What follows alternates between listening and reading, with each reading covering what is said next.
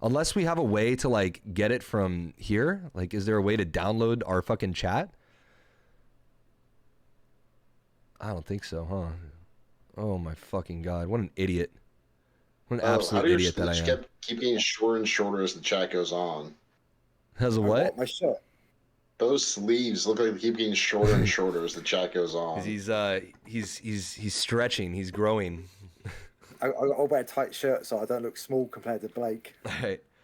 Well, those of you that are watching this is take two. We're gonna do a quick rehash of everything, I guess, here since we're having technical difficulties on my stupid ass end. So yeah, I guess fuck. Let's go over this again. We'll make it quick. Oh my God, I'm sorry guys, but you can still upload it. We'll just do another one now. Yeah, we'll do another one now. I mean, I have the VOD on Twitch. Everything you said, Bo? Do you remember everything you said? Well, you guys are fine. It didn't pick up my audio. Oh my fucking Christ. Anyway, welcome to episode 3. Jesus fucking Christ. So we're gonna be going over today a few things real quick. It'll probably be a quicker podcast since we just did like a live hour and a half where the audio was fucked up. But we're gonna go ahead and talk HCS, a few changes, things here and there, results, team roster changes, topics. Fuck it, Blake. Let's not fucking do all that again. Let's find a way. I got a question for you though, Blake. Yeah. Do you think they're gonna drop APG from Optic?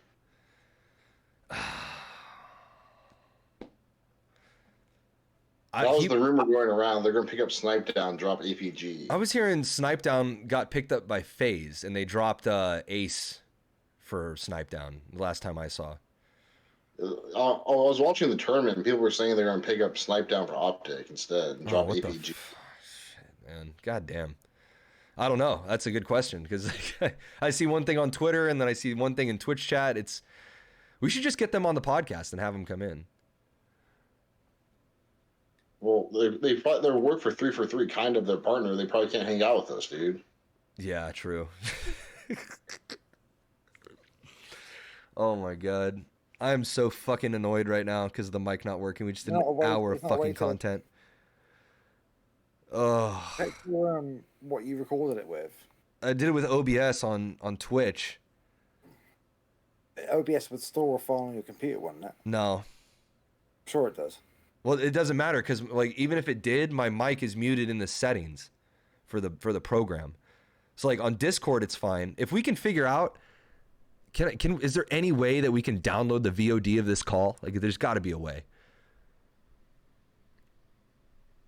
You know Discord better than I do, so. Fuck. Oh my goodness. Hold on. Who's your favorite HCS pro, Blake? We should what? Who's your favorite HCS pro? Barcode for sure right now. Just because of his BR stability and his teamwork, his game knowledge of movement, to me, when I see a game of strongholds or oddball, and I know when someone's rotating and making all the right decisions nonstop, like that's high level gameplay. It's like you can have, the best sniper in the world, you can have the best, this and that stats, but like when game sense comes into play, like Barcode's no joke. All right, let me see. I'm going to Google, can I download a Discord video call? Dude, did you see Lethal Friday on? Yeah, like all the drama between those two? What happened? Oh, God. Lethal just shitting on Spartan for being a mental case, basically. Yeah. Yeah, and then... Like there was some drama about like Sentinels not getting scrims because like they were toxic or something like in the past. So, like nobody wanted to like invite them to scrims, and then that led to beef with like individual players. Oh my God. Lethal's just the asshole, which I love.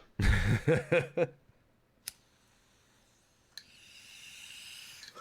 guy's got the gameplay to back it up, so more power to him. World champ, dude. Literally, one of the highest earning Halo players of all time.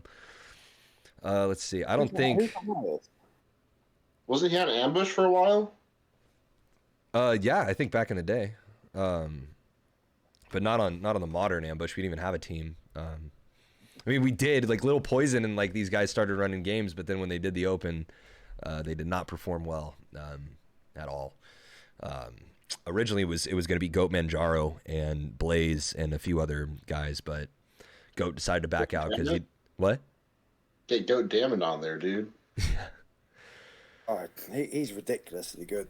Halo 2. Yeah, he's a really like Zeke's a really good friend of mine too, man. I really wanted him to. Goat Man Jaro is a fucking legend. Yeah, A big start with him as well. Yeah, Yeah. it just sucks. Like I when want to get Goat Man on the stream one of these times. he wants to, I got to get him on. He's like never awake whenever we do this stuff. Let's see. Can I download a Discord video call? Let's see. Can I do that? How to download videos from Discord? Maybe.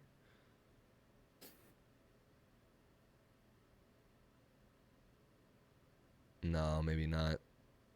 Damn, man. That's so rough. Let's just do a quick half an hour one then. Okay, we'll just do it. All You're right. gonna make the same jokes again though. Yeah, So your chat can fuck off. it'll be natural. It'll be natural.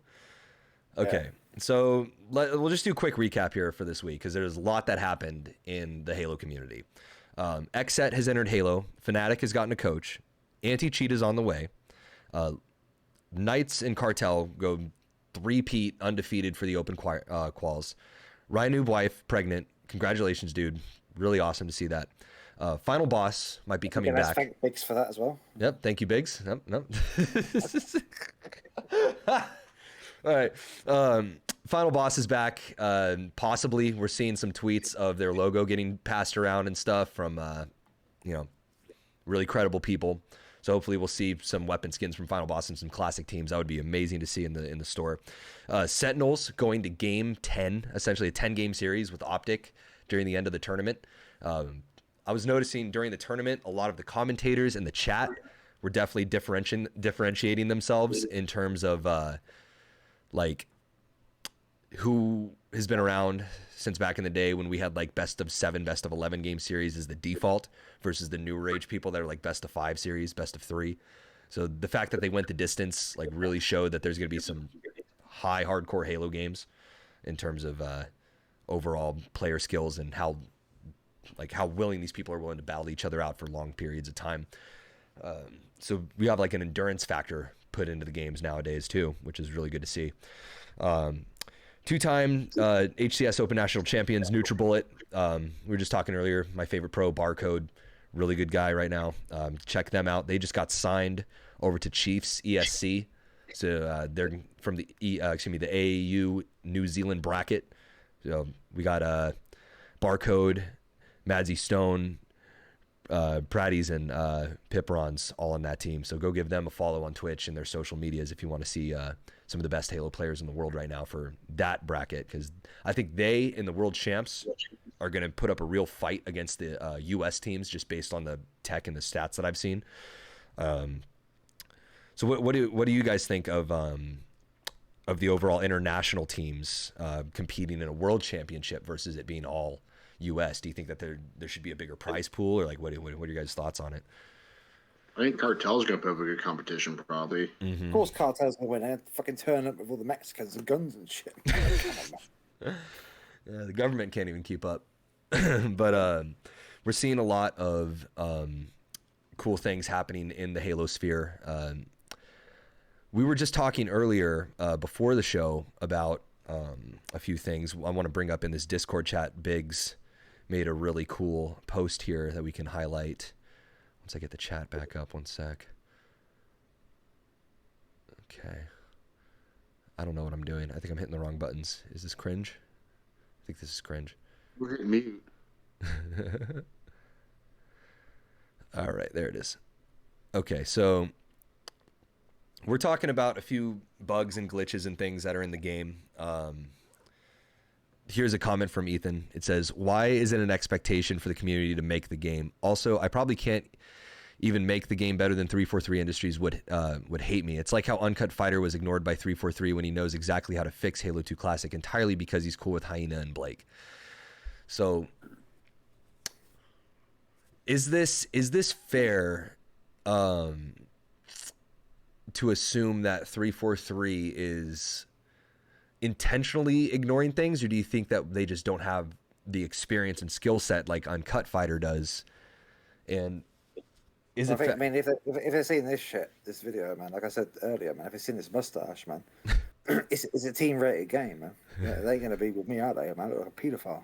Come on, man. They don't want to listen.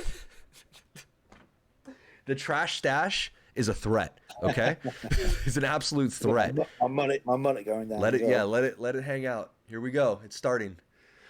But I think what we're experiencing right now is a lot of feedback. Are seeing a lot of drama on Reddit between. Well, Blake, we've said about this before. That they'll lay in bed with people who are quite big followers, have a quite big following, for example, on YouTube or Twitter, who will be yes men positive for the game. It's nepotism. So you look at some of these forerunners in Infinite credits. A lot of them are streamers. Of course they're gonna fucking say good shit. Right. Come on, man. Yeah, it's when your paycheck's based on it, you have to for your own job security, essentially. But one of the things I really wanted to point out is that we have people in positions of power in 343 that have the capability to hire these people that know how to fix a lot of the problems, not only in MCC, but also in Infinite. I mean, if you can handle MCC's aiming, you could easily reprogram and do it in Infinite, I'm sure, based on controller settings. Maybe they don't have as much experience in controllers and such, but that is definitely something to take into account. Now, when it comes to overall drama, we're seeing a lot of people in the casual community almost making death threats to 343. And we were talking about this earlier, but how likely is it that they're using these death threats and such and harassment as an excuse to not actually address the main issues that are brought up? They're using these few bad apples. I think completely. Yeah. I think completely. Bo, what are your thoughts? I really think. I mean, of course, you're going to get toxic dickheads who are going to say stuff like that. But when you've got an overwhelming, I mean, our Halo's a cesspool. Crony, who's I think he's a moderator, he's a cool guy. He's playing fucking Halo 2 with him. But fucking a place is going to be an echo chamber because if people are enjoying your game, they're not going to post that much about stuff because they're going to be playing it. Mm-hmm. The problem is that they're not taking real feedback. I actually looked at the stuff, that top post about the gaslighting thing. I thought that was fucking. I agree with the guy. Yeah. Yes. So go. You want to elaborate on that post a little bit for those that don't know about it? Because I know what you're talking about. But you say it because you'll be better than me because I remember little bits of it. Okay, so 343 is like, and one of their community responses that they posted, like. Essentially, they were telling people that they need Jesus for a lot of the times that they were getting criticized and things like that. It was very question dodgy, but one of the things that stood out is that they tried saying that people were trying to gaslight them into thinking a certain way. But in actuality, people like us, like even though we may be very vocal, we may say some things, we may get kind of crazy with our language and make jokes about fucking people up, like if they don't like fix their shit. At the end of the day, what we're really just saying is like, hey, like. There's this issue right here. We know how to fix it. Can you guys meet us halfway? Maybe work with this guy that we know that has fixed your game, like in his own private way on his own, version of it. And what we're getting in response is actually radio silence. Dead radio silence. We're getting that, but also a little bit of how do I put this? Like kind of a slap in the face from Microsoft. I don't know if it's 343 doing this, but I think a lot of the microtransactions and such, like for instance, the pineapples in the game, they have those little grenade pineapples, kind of like TF2 had with the Christmas ornaments for the soldier. You could have your visual grenades on your Spartan be little pineapples. You change the frag grenades when you throw them to like something else. I don't think they do that. I think it's just a cosmetic thing on your character. that would be really cool if they did that. Hanging off the armor or the gun yeah. I think it's over like down by the waist or something, but like on the rib cage. But my friend Sean Dubs, really cool guy, huge YouTuber, great content creator, like one of us. Like if you like our podcast, go check him out. He's an old H2 Pro, top 48 kind of guy back in the day, used to scrim, do all that stuff. But he made a funny video. It's got like 120K views now about the pineapple grenades, in which he goes like, look, this shit is $10. This shit is $10 for this little piece right here and maybe 2 skins. What?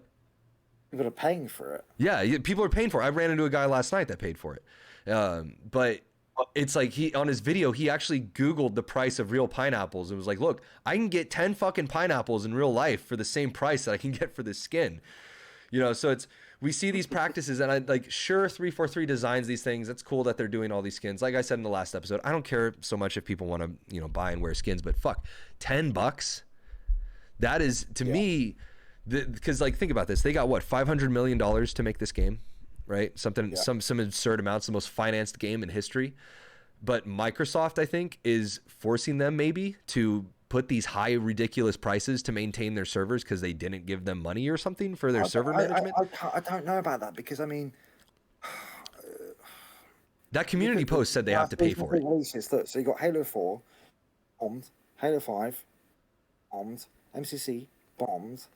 I can't think that it's the upper people playing this. Because I would have thought that Infinite, like I said, I think Infinite's got a lot of good qualities. But stuff like this is predatory EA shit. Yeah. And the lack of game modes and this whole thing to push the people to actually go for this battle pass, because there's not actually much else there. And it goes against some of the VDocs they did. When they say, well, they can have the most amount of things day one ever. Like, it's a load of shit. Yeah. It really is.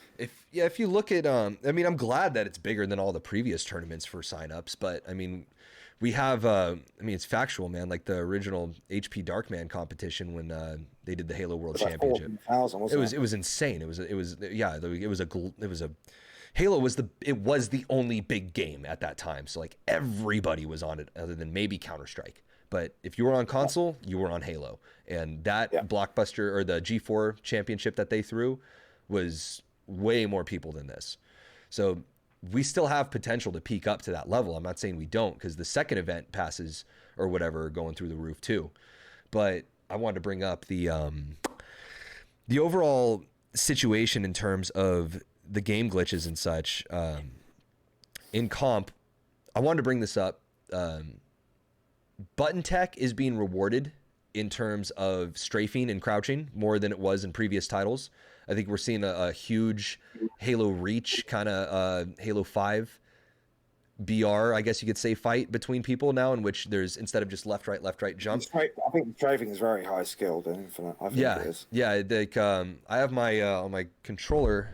I've actually, if you guys want a pro tip, my back left right here is my crouch, so I can move and strafe as fast without having to put pressure down, so my finger can stay looser while hitting faster strafes. And the actuation of the paddle on the back allows me to keep my right hand loose as well, if you have it like set to B or something when you're clawing or whatever. So this game, I think, is going to require a lot of bindings on controller, for the sole reason I think that it was designed for mouse and keyboard. That's why we're seeing only smooth aim and stuff on mouse and keyboard settings. What are they playing at tournaments? Are they on PC or are they on Xboxes? I believe the open brackets are all on Xbox, and then you can go to PC once you get into the upper brackets. Is it the newer Xbox they're doing it on? PC controller on PC, I'm pretty sure. For the later brackets? No, for all of it. Really? I think it's controller, yeah. Well, maybe I'm thinking of Rayleigh. I think all the stuff right now you can do whatever because it's online, but when it comes to the events, I think it's. I remember reading somewhere somebody was decent enough to be a smartass at me and correct me about the first event and tell me just from what I remember on Twitter, they told me it was like Xbox for the first open bracket, and then like the higher does the new Xbox play at 60 frames though? Like the whatever the new Xbox Series X. Yeah, when I watch people like Real Life Spartan play it and stuff, yeah, they're pulling better frames. But is it at 60? Because fucking like on that game at 30, no. No, yeah, like on my Xbox, yeah, I'm pulling 30. But on the newer ones, I think you can pull at least 60, which isn't great, but fuck, like it's better than 30. Comp, I think, can be done at 60. I don't think it's needed. It needs to be done at 60. Yeah, I don't think it needs to be 144, but 60 is minimum. I play fucking old games and shit, but it's 2021. You can't be running, your biggest franchise at less than 60, especially when you've got a PC version of it that runs double or triple that, it's not acceptable. Yeah. It also comes down to like the tech of millisecond response time, because in these games, these little micro movements, all these little micro aim adjusting things, these are all huge factors in a fast TTK like Halo. So if your input system is only running at 60 frames, your MS for your input response is also going to suffer. They've done studies on this on multiple different games on screen refresh rate versus how fast the game actually responds in terms of your inputs. And obviously, the big 300s frames are the best, but the like if I could put it on a graph, like let's say the bottom of my frame here is how fast, like this is like 0 ms, 300s right here, the 200s are like right here, 144 is like right here, and then when you go to 60 it goes like all the way up to fucking here, and then 30 is like all the way up here.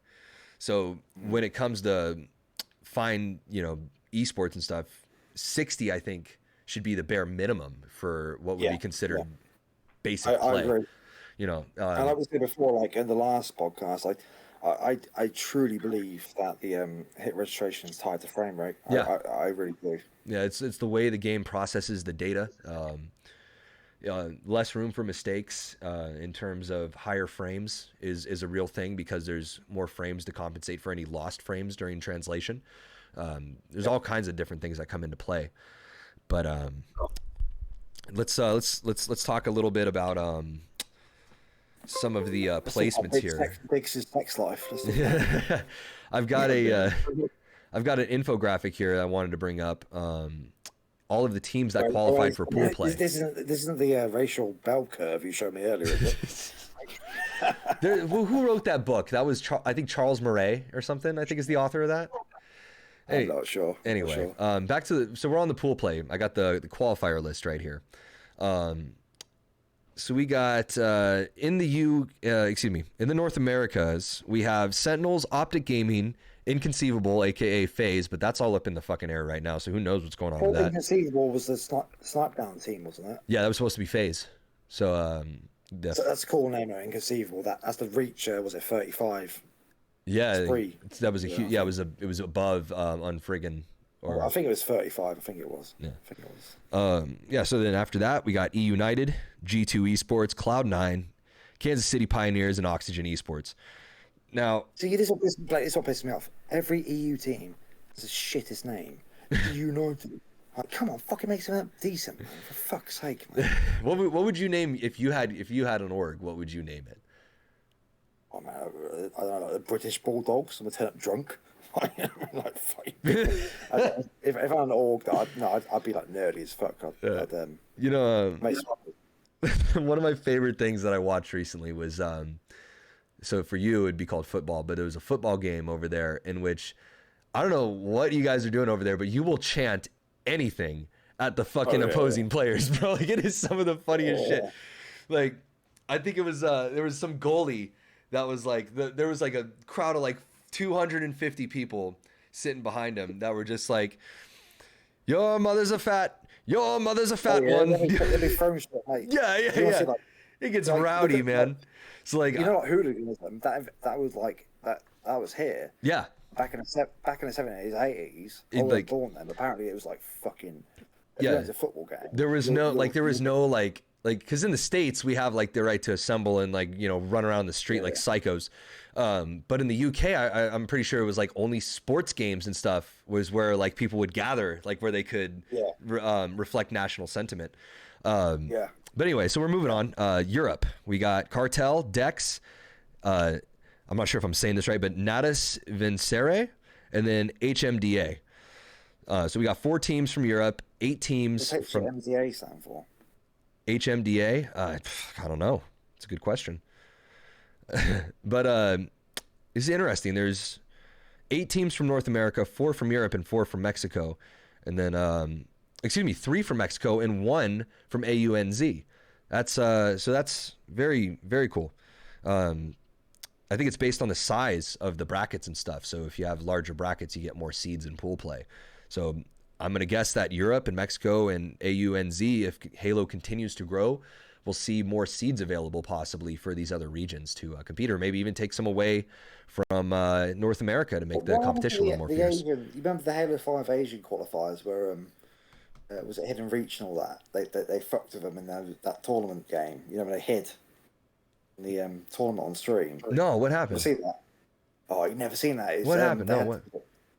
Team Missing, right? So they had four. Oh God, yeah. It's classic. They had four guys. I think it was Hidden Reach and all HLG guys. So they entered this Asian qualifier stuff that was all online. Bearing in mind they're all North American. I think they got to was it a semi-finals, something like that. They were playing was it Coliseum? I think Slayer. Okay. And they went one ahead, and they all did this out of bounds glitch, like with all the different stuff, and hid behind the wall. And like the commentators don't know what the fuck's going on. The team what is going on? Now, and all the names are like holy fuck and like cheating and stuff. Classic, mate. Honestly, yeah. I'll send it to you in a bit. It's classic. Oh my God, I'll have to see that because like I remember when I was admitting back in the day, like if it wasn't written in the handbook, like you could go there. You know what I mean? Like on Guardian, there was they had to write into the rules like where you couldn't play the ball because it would get wedged down in like 2 different spots. You couldn't hold ball at bottom blue in that little tree trunk spot and shit. So like that was funny because like that reminds me when I was watching, I think Optic versus Sentinels on their first rounds. I think it was on Recharge. Somebody like crouched and phased themselves into a box so they were invisible. Oh, really? And then fucking like started like just popped out and started fucking somebody up. And everyone's like, DQ. And like me in my head, I'm like, well, citing the rule book where it's a DQ. Yeah, cite the rule. Like so hopefully we'll see a little bit of that in terms of physicalities and getting out of maps and shit if people start discovering it. Because we're seeing people like Shyway and all these guys find all these crazy trick jumps and all this. It's only a matter of time before somebody breaks the map. Charlie's a fucking clever guy, man. Yeah, I love his tutorials on movement and stuff. I mean, I had a champ in FFA in Halo 5, but I'm learning things from this guy, like in terms of movement and shortcuts I'd never even seen before, in Halo Infinite especially as well. So next, Mexico, we got 3 teams that qualified: Pittsburgh Knights, Fire and Ice Esports, and Leave No Witnesses. That's a pretty cool name. Who's paying for their fucking plane ticket? Right. Even though, was that Los Zetas or what? Well, I'm concerned about Cartel from Europe. Maybe they got like some foreign investment money going on here. They got like teams in who knows how many Cartel teams are in these brackets. There needs to be an internal investigation to figure this shit out. And then lastly, of course, my favorite team, NutriBullet. If I was to put money down, I'd probably put it on them. I just like their plays and their play style a lot. Optic, obviously my favorite, NA team. That's my bias. Who's an Optic? Optic is composed of Ola. Technically, isn't it now? What? Isn't it Envy as well? Optic and Envy are like the same thing. That's a good question. I don't know. I'm pretty sure they merged. No shit. I know. I remember Envy from back in Halo 5. They had a team. But I don't know. That's is anybody in chat now? Let me check. Is anybody want to put that down? McRips? Yeah, it's 120 FPS mode on Series X. Oh, okay. 120 FPS mode on Series X for open bracket, and higher brackets are on PC for the post 343 made. Okay. So they get 120 frames per second on Series X consistently on Halo Infinite. That's what Mick just said in the chat. So we'll see if that holds up. But let's see here. Let me look up the Optic roster real quick because I know they're doing really well. I think it's APG, Pistola, Trippy, and who was their fourth? I'm always so stoned when I watch these damn things. I think they only have Lunchbox as like the coach or something. Yeah, I'm pretty sure he works in the upper. If not coach, then he's I think team organizer or something like that, or team director. Let's see here. Optic. Who is on Optic? Anyway, I can't find it right now. I don't want to waste too much time doing it. But I'll give a shout out to these guys here on this team. They're no longer known as NutriBullet. They got picked up by the Chiefs. Chiefs ESC on Twitter. It's Barcode, Madsy Stone, Prodies, and Piprons. Check them out. Really good stuff. If you get picked up by a sponsor, do you have to change your team name and that? I believe it's part of the contract. Yeah. So like if you get picked up by an org, you have to go with the org name. I can have like fucking Blake and Heine and Biggs' cum crew or some shit. Are we selling cum now? Are we selling? Some bathwater, dude. Some bathwater, yeah. Blake the Strafe bathwater. You can't wait. Get that UFC gym sweat all over your gullet. You tell how salty I am from my gameplay. You know it's a fucking. You can float in my water. Like the fourth one for Optic is Lucid. Lucid, that's right. Yeah, he was putting up numbers too in some of the Slayer games. Now that you mentioned that name, I definitely remember. So in terms of campaign, we have that coming out in 2 days. We briefly talked about this earlier, but I saw some clips of numerous different content creators breaking the game, showing what the intro looks like. Mint Blitz just posted a Warthog video where he blasts a fucking Warthog up in the air with an explosion, grapples it, and then slingshots himself off into it on the top of the map on Zeta Halo. So expect a lot of the speedrunning community to probably adopt a lot of these strategies if they don't patch them. So day one, probably you're going to see a lot of crazy shit being streamed. So if you like speedruns like I do, definitely go check that out. Beyond that, Real Life Spartan posted a cool video of him fighting one of the first brutes in campaign. And I was him doing the line, how big? What? Real Life Spartan doing a line, how big? Doing a line, how big? Nah, you don't. He's a clean cut. He's a clean cut guy, man. I don't even think he drinks, man. Cortana. But honestly, man, here's the thing. Okay, so check this out. Like, wait, it's my crack pipe. I'm actually listen. RLS. I first found him 2 years ago. No joke. I like him. I'm not taking a piss. I like him. I do love this guy to death, man. Like he's one of the only people I've ever put a tier 3 sub at on Twitch, just for the sheer entertainment quality, all the stuff that he does. Fuck, man. So like he is actually, I'm one of his mods in his chat. But I've also got this fucking care package gift that he gave me. He personally fucking signed it and gave it to me. Really nice fucking guy, man. Like literally, I don't know anybody that can like keep their mental together better than him.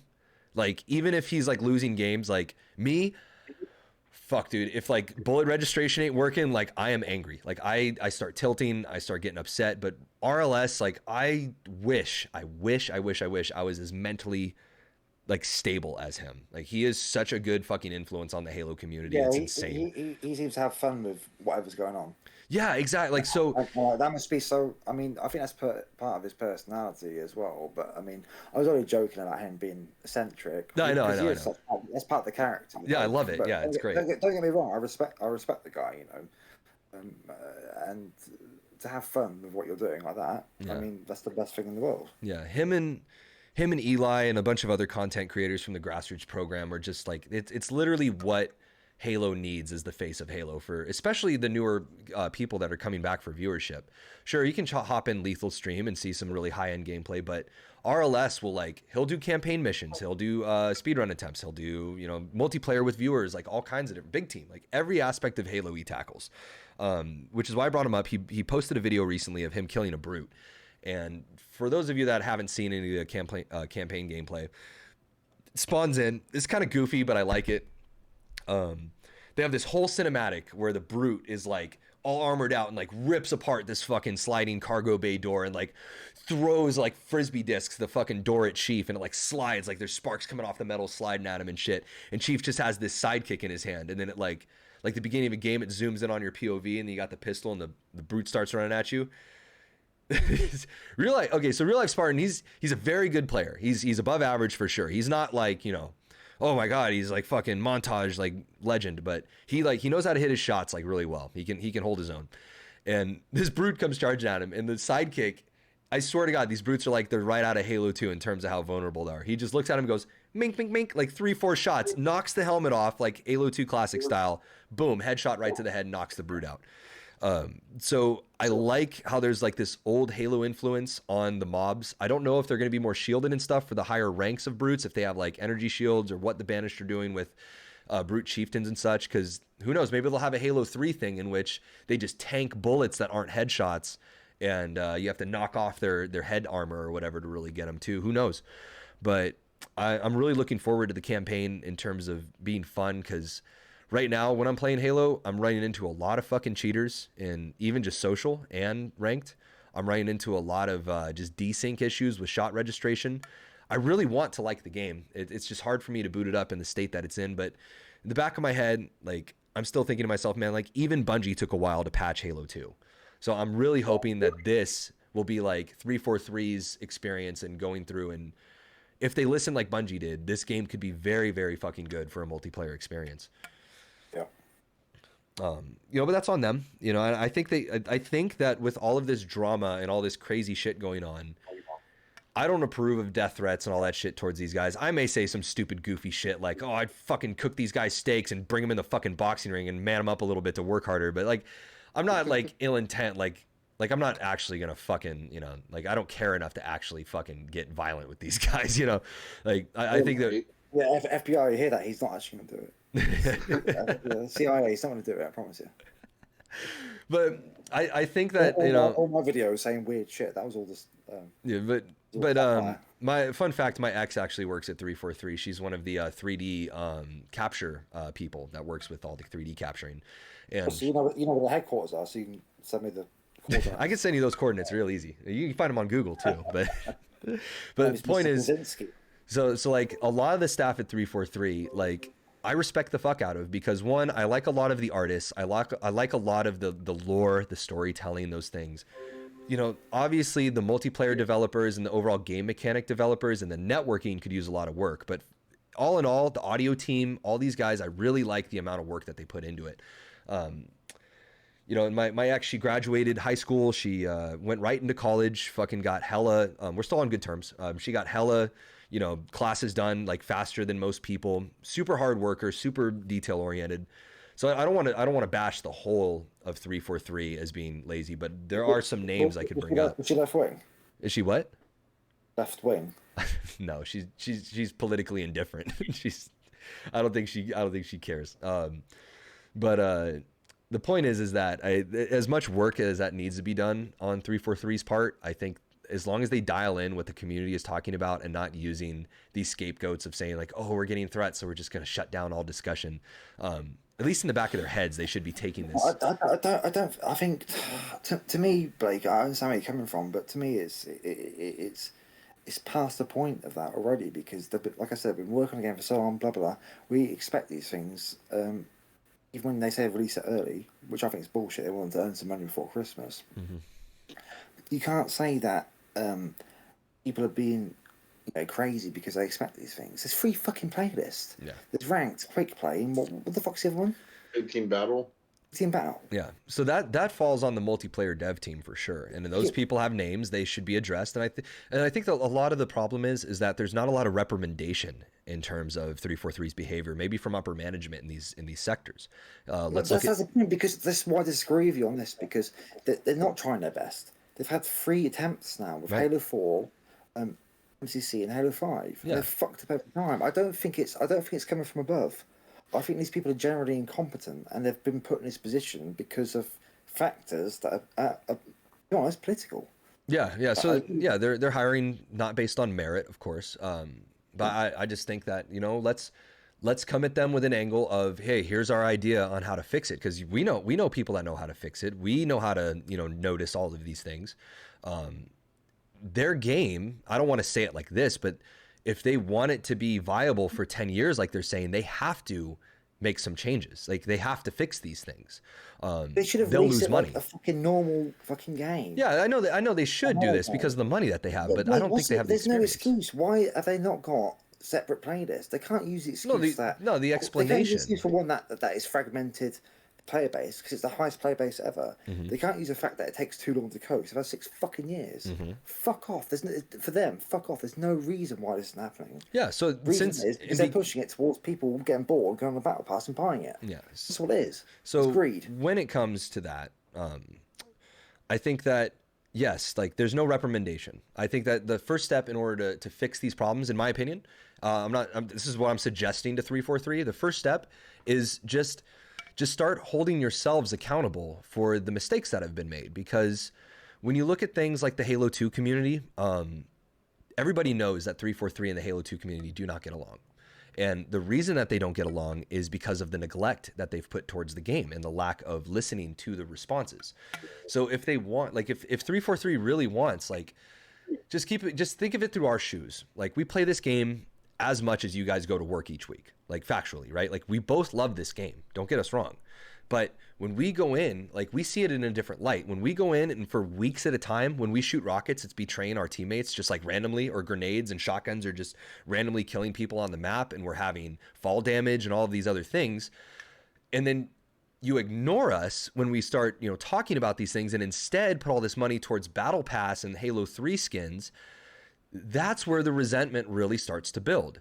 We didn't come at 343 like, oh, fuck you guys, like we hate you just because you're this and that. No, the reason that we started disagreeing was because we were getting the short end of the stick in terms of the attention they were giving to the game. Sure, we're not the biggest community, but like Bo was saying earlier, the name Halo holds weight, and to us it holds a lot of weight. So to ignore CE and to ignore 2 is one of the biggest mistakes that they could have made. And I don't understand why they're so confused on why there's so much resentment coming from us. Now, don't get me wrong. I've said some mean things, and if it takes an apology, then so be it. But just please listen when we say like, hey, like this thing's broken. We have a guy right here that knows how to fix it. Can you please work with him and fix the game? Not like, oh, fire your whole staff and hire this guy and we'll be the fucking kings and queens of Halo forever. No, just like, yo, like our game is suffering. And like the game that we put a lot of time into and create content for you for and stream montages, like all kinds of different stuff is suffering. And when they ignore the suffering, like I don't understand why they're so surprised when resentment starts building. And this has been building for years and years and years. So to me, I don't want to call it an excuse, but I want to say it as an explanation for why the things aren't fixed, is because they don't have even, the even the fact, Blake, even the fact that such a casual thing like Halo is flipping out. Yeah. I tell you. Casual players are freaking out about it. So like we saw this coming from a mile away, and we don't mean any disrespect. Like the only reason why we're being disrespectful is because we feel like we've been disrespected. Like we put a lot of time, a lot of effort into this stuff. We love this game, a lot of money, and for them to just kind of ignore things and not really hold anybody accountable when things go wrong, or even like offer an apology, or even like the least they could have done for screwing up Halo 2 so bad was maybe just make some skins for it. Like put on some cool stuff that we could have liked. Like Project Cartographer was able to redesign the whole game for Halloween. Like there were skeletons running around, there was pumpkins all over the map. So this stuff is doable. It's not impossible. It's not spaghetti code. You're just refusing to work with people that you don't agree with. And whether that be because they're friends with Bo and I, because we're eccentric and we're fucking assholes, like that's not a real reason to ignore somebody that is like willing to help you. Like don't look at us and like, exclude somebody that is able to help just because we're sassy. I think that, from that, it's really, I don't think Uncut even likes me, for example, but I think that because he's tired in the same brush of people like me who are kind of loyalists to the old school, and I've been quite vocal with it. We may not, we may not be the best of friends, but at least we all respect each other. Yeah. At the end of the day, like even with Go Dynamite, bro, like he may not have like respected me or like been nice or whatever in terms of cordial, but I still respect him as a Halo player, and these OGs, we all have that kind of understanding. In fact, most of these people that are on teams together, they started off as enemies. Like a lot of these people, like back in the day, especially in the AM brackets, like you've met somebody online and you're like fucking toe and toe with each other, like just knocking each other around, like back and forth, talking shit. And then you start realizing like, oh shit, we're like at the same caliber. Imagine if we played together.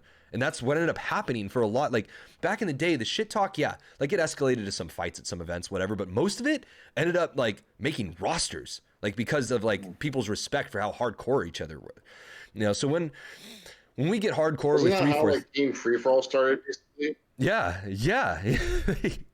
So it's like to us when we talk about how 343 is fucking up and things like that, it's like we just want some accountability. We not only accountability, but we just want things to go smoothly for the franchise, because we know how popular it can be. We were there. We were there when it was actually big, when the events were for fucking pride and glory, when you saw real skill come into play. Not this like, oh, we have all these orgs coming in with, huge, inflated monetary incentives and things. No, like you saw tech, you saw all kinds of, like, the birth of esports itself came from this. So when MLG was essentially created because of Halo 2. Right. Halo 1 like had the 50K 1 and 2, and then Sundance and those guys started getting a lot of traction, sponsorships from people like Scion. That's why I buy a Scion. Yeah. Dr. Pepper, Stride Gum, all these people over time started noticing the efforts and the passion from these people. So, they were funding passion essentially. And right now I feel like we're seeing, unfortunately, even if it is under Microsoft order, we're seeing a lot of skin funding rather than, esports funding. And sure, they can have all these tournaments, they can broadcast it, but when I can hold a better production, I'm not saying this in a disrespectful way, but honestly, like when I can hold a better production at my LAN center for a Halo tournament than Halo, that's going to cause me to say, like, I'm going to have to speak up about it. This is what I said to you earlier, where I don't think it is the higher ups. I do think that these people have an ego in a sense where I just... This doesn't make sense to me, Microsoft want to make money, right? Mm-hmm. They want things to run smoothly. Why did the event on Halo Infinite that wasn't run by you not run smoothly? I'm sure it was probably in-house with 343. Mm-hmm. Might be wrong. They should have put a lot more attention onto their spectator mode before throwing this tournament. Honestly, I mean, if like I respect the fuck out of the passion of wanting to be a professional AAA esports company, but Valorant and Overwatch and all these guys are running circles on them right now in terms of overall quality. Like the stream, you can't just have one person's Twitch stream be the main focus point of the entire game for the last like 5 rounds of championship bracket. Like you have to do better. And I'm not saying that as in like, oh, fuck you guys. It's like, no, like guys, like we're going to suffer if we don't get this on lock. So no death threats, no what? It feels like an amateur competition is the way that they're promoting it and like producing it, I guess is a better word. Beachland is more stable. So yeah. So there's like, I respect the camera equipment, I respect the effort, the money, like all this stuff that's going into it. Like fucking congratulations, Halo. Like, thank you. Like it's way better than just going the route of like all lore and, saying, oh, screw the competitive community. So like, yeah, like excellent. But like when it comes to standards, like we have a few things to work on. This is absent of threats. This is absent of insult. Like just factually think about this. Like Tencent is your competition. They have easy spectator mode. They've got, team listen in. They've got commentators that are not getting tired like during the event, so fuck man, I've said it a million times, I will gladly commentate on any of these games. Like I was in the chat, I was like, yo, if somebody wants to tap out, put me in. Like I will go the distance until fucking 7 a.m. if need be. Because like I have the passion to do that. I want this stuff to work that bad. And when we have this much passion, like Bo, I know you probably have more than me. Like when we have this much, I think you'd be, I think if you were a caster on the main event stuff, you'd be fantastic. Yeah, I did King Cherry Pie's tournament. My passion's kind of dulled over the years, but well, that unfortunately for you too, Bo, like not a lot of people understand this, but when Mantra went down, like that's a source of income for a lot of people, so when all that stuff went away, and then like it's hard to stay motivational about it, especially like. Well, it's part of that as well as, like I said, I probably rally on about it too much, but like I said, when you got fucking, I posted that thing on Twitter recently, what's that lady, Kidna, some shit, some big fucking tit bitch. She's got some fucking hideout on HCS or whatever it was, Halo Champion. Who the fuck's this? That retweet, like, oh, who's this member community? Was she on Halo 2 forum? Well, she's I'll give her this. She does actually do like comp games. I did a little research. She does actually play competitive settings and stuff. She's not. How long? Well, I think like Halo 3 up to Halo 4 and 5. I don't think she was around during H2, but like late Halo 3, I'm pretty sure if I remember reading correctly. But I think it would have been a lot better to have a guest like Walshy or have a guest like HP Darkman or Karma or Shockwave. Somebody have bigs. I think they should reach out to more community members. Right. I like all the fucking bullshit. I like all them people when they're sounds, but like, if you want to reach out and show you're fucking in touch, man, Yeah. You fucking go get you know get. They never have fucking me or you or fucking Biggs on this shit. We're too unpredictable. Yeah. Well, I mean, I can manage myself. I've done commentary with no cursing before. That was a real challenge. I couldn't manage that. Let me tell you. Well, like it's a lot easier when you see a bunch of kids around you, because like I was at I did a Fortnite commentary event. So well, like them, if there's a kids around, my computer be lifting up like that, mate. Like, come on, but anyway, so I see the kids with their parents. I just don't want to, I don't want to leave a bad impression. So it's a lot easier than people think. But yeah. Around kids, I mean, around kids, I won't curse. Yeah, exactly. It's real easy when you see a kid. You're like, oh, if I see an adult, I don't give a fuck. I'll like, say whatever I want. But Chris Puckett to commentate. Chris Puckett, please.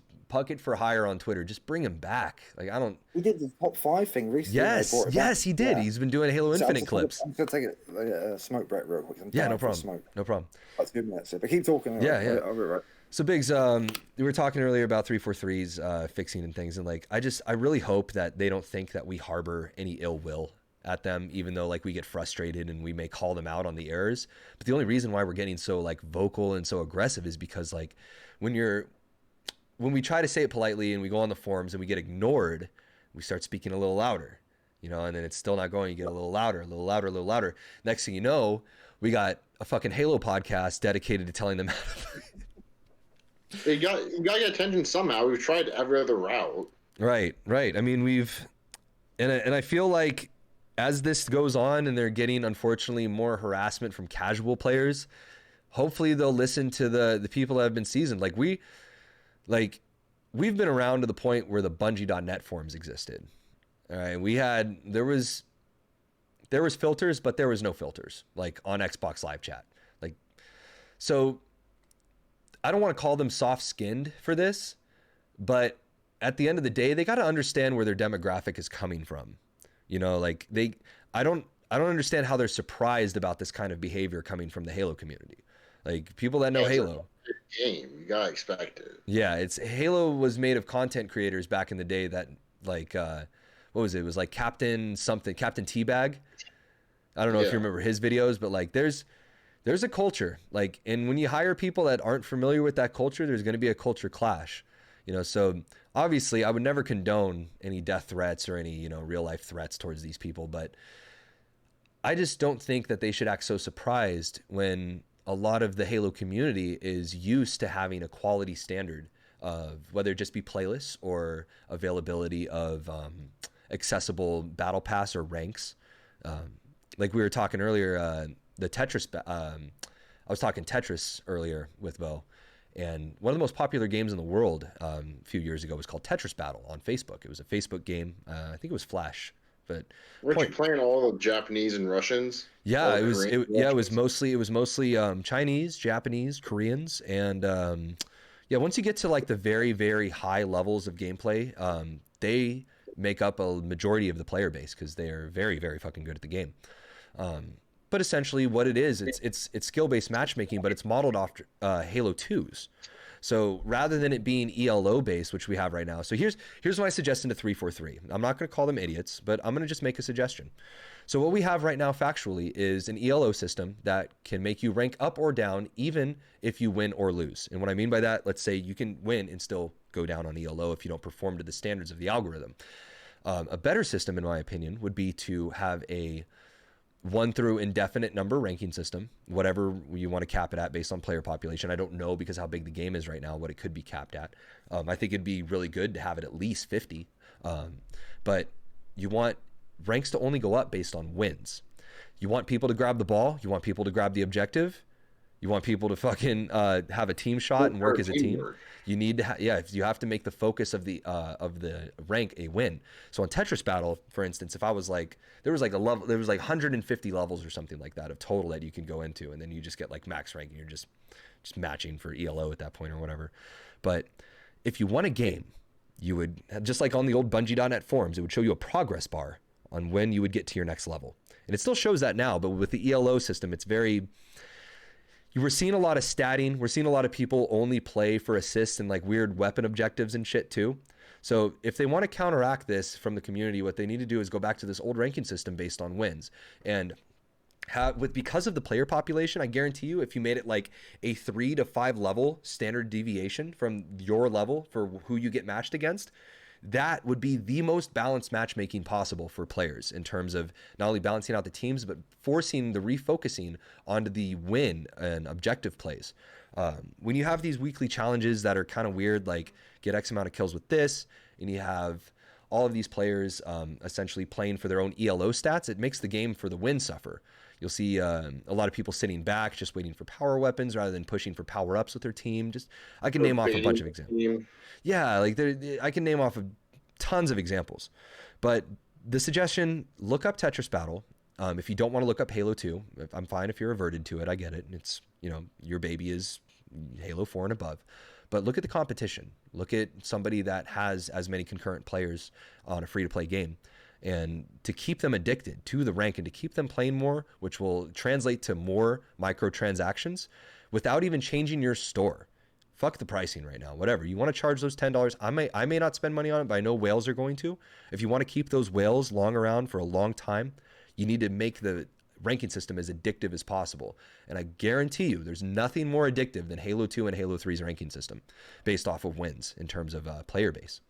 So if we shift the focus on that in the community, I can almost guarantee you that you would see dramatic improvements in both aspects of skill-based matchmaking complaints being reduced, as well as item store things, because everybody wants to flex and ranked, How hard would it be to recode the skill-based matchmaking to make it work on wins instead of ELO? That would take a full update onto the game for sure. Now would be a very, very good time to consider it, because the game launches in 2 days. You can relaunch it with it if you're fast enough.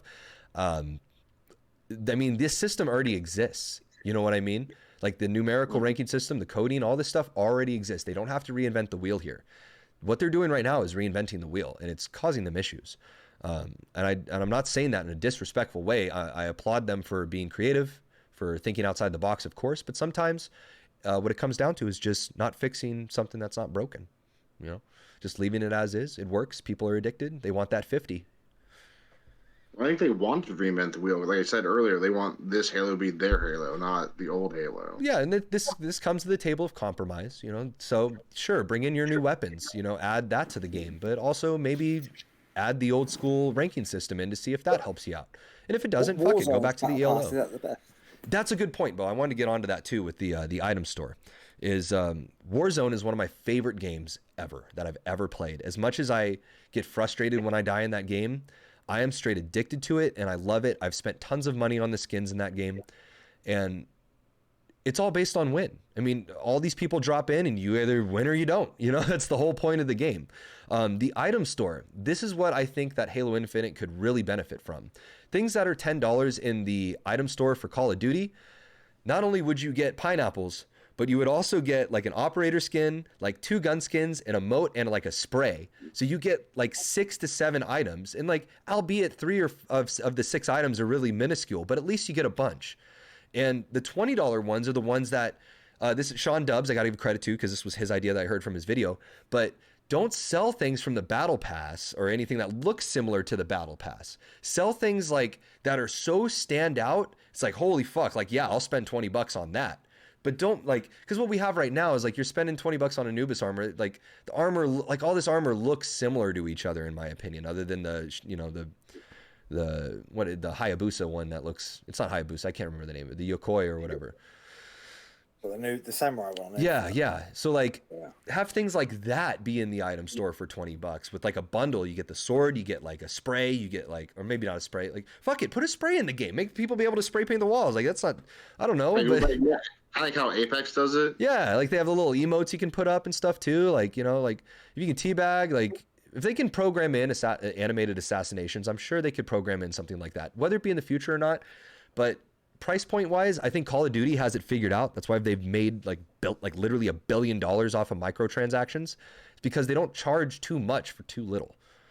Like, even if it, like, just give some extra little things in there, like little goodies, like that aren't, you don't need 3 skins for $20 on a whole player, but like, fuck, like maybe give like a sheen to the armor or a animated like moving text that's on the gun or something like that. That's really cool. Or what Call of Duty does, the more kills you get in your life, the gun starts glowing and doing different colors and shit too.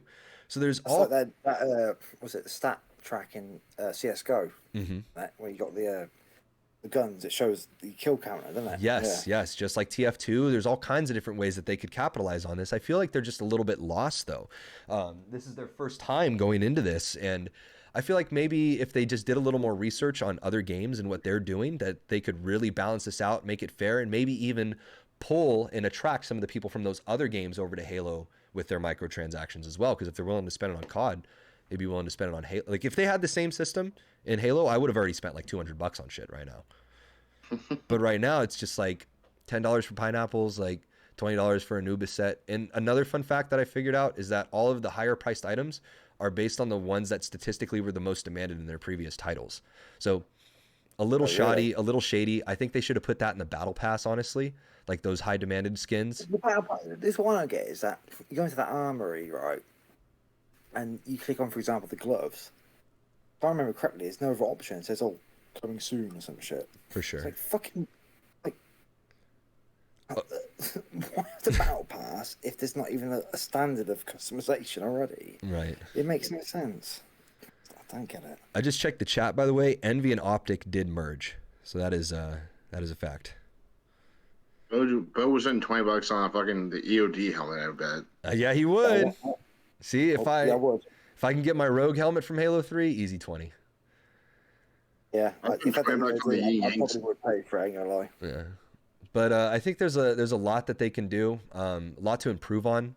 If they were really trying to fix the game and they weren't, shutting down conversation because of some few bad apples. I mean, sure, they may not like us, but man, we're willing to talk and give advice. Like we have a lot of ideas that resonate with a lot of the community. I mean, shit, one playlist right now, casual playlist that you want casual players to play, fucking multi-team. Bring back 3v3v3v3v3v3. And you have the server size to handle a lot more. Action sack. What about action? Yeah, action sack, fucking all kinds of fun stuff that they could do. It doesn't even have to be esports related. But these are SWAT. Like, that's one of the most played competitive game types from MCC. There were more people playing competitive SWAT tournaments than there were playing standard MLG format tournaments during MCC. So I know that it's like, difficult to add these things, but I mean, all you got to do is just add Slayer game type, rotate it on a few maps, and then adjust the game file settings. Like, and have that as a saved game file. It's not that hard. Or have a game browser like they do for MCC on Infinite. Yeah, and that's another thing that a lot of resentment was built because we were promised a Halo 2 game browser and we literally never got it. They made it for Reach. Did they actually promise that? I don't remember. Did they actually promise that? Yeah. They were. There was an old Twitter post that they made that they were going to make. For all the games, and they ended up only doing a few. And I get it, coronavirus, all this shit, whatever. But at the same time, like, could you at least say, like, hey guys, sorry, we're not gonna be able to do it, like, instead of just ghosting us? Like, it's pretty fucked up. Let's go over a few more things before we conclude this. We're coming up on an hour right now. We'll keep talking for a bit. Yeah, let's so we could talk about some non-Halo things and some other games too. Now we've covered most of the Halo shit. We got the new Call of Duty map coming out in like 2 days, and it's going to be called Warzone Pacific. It's this giant like volcano island essentially, but they're going to be introducing all the guns from Vanguard. So we know Bo, he's going to be out there in his fucking MP40 running around just melting people in every room. You have people like me. I'm gonna be doing like hate crimes on it. I'm gonna be like spooping. I'm gonna be like targeting over like black players. World War II actualized. Jesus.